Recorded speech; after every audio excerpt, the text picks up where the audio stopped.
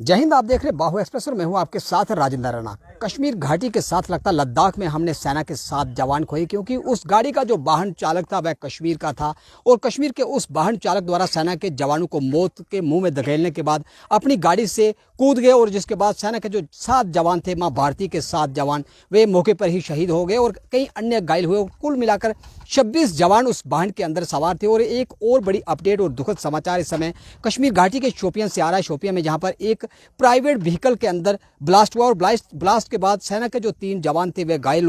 हो चुके हैं और गंभीर अवस्था में घायल सेना के उन जवानों को इस समय हॉस्पिटल के अंदर हॉस्पिटलाइज किया गया है, यानी कि उनका उपचार इस समय जम्मू कश्मीर के कश्मीर घाटी के अंदर चल रहा है। जिस प्रकार लगातार कश्मीर घाटी के अंदर टारगेट किलिंग का सिलसिला रुकने का, थमने का नाम नहीं ले रहा। पहले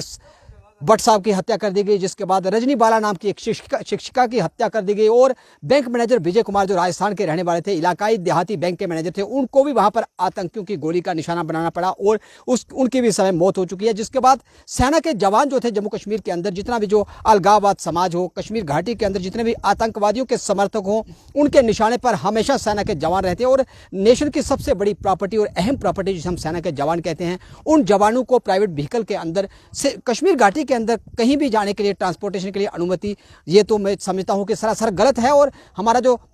रक्षा मंत्रालय है उसकी ओर से एक ठोस कदम उठाए जाने चाहिए ताकि कश्मीर घाटी के अंदर ट्रांसपोर्टेशन के लिए सेना के जवानों को सरकारी गाड़ी के अंदर ही भेजा जाए और प्राइवेट व्हीकल के अंदर सेना के जवानों को बैठने की अनुमति न दी जाए, क्योंकि जवान जो हैं वह देश की हमारी बहुमूल्य संपदा है और नेशन की सबसे बड़ी प्रॉपर्टी सेना का जवान अगर इस दुनिया से इस प्रकार कश्मीरियों का निशाना बने, आतंकियों का निशाना बने, अलगाववादियों का निशाना बने, तो देश की सबसे बड़ी प्रॉपर्टी का लॉस हम और देश को सबसे बड़ा नुकसान उठाना पड़ता है। सेना के जो जवान हैं इस समय कश्मीर घाटी के अंदर जिस प्रकार से टारगेट किलिंग लगातार जारी है, उसी तर्ज पर सेना के जो जवान हैं हमेशा से ही अलगाववादियों के और कश्मीरी समुदाय के निशाने पर रहे हैं हमारे सेना के जवान। और सेना के जवानों को इस प्रकार प्राइवेट व्हीकल के अंदर ट्रांसपोर्टेशन के लिए सरासर गलत न्याय जो है, जो वहां पर रक्षा मंत्रालय की ओर से लिया जाता है। और कश्मीर घाटी के अंदर जिस प्रकार से सेना जो कश्मीर घाटी के अंदर तैनात है वह हमारे समाज की रक्षा के लिए सदैव तत्पर रहती है। और इस समय कश्मीर घाटी के जो पुलिस अधिकारी हैं उनके द्वारा ट्विटर हैंडल पर इस बात की जानकारी दी गई कि कश्मीर घाटी के शोपियां में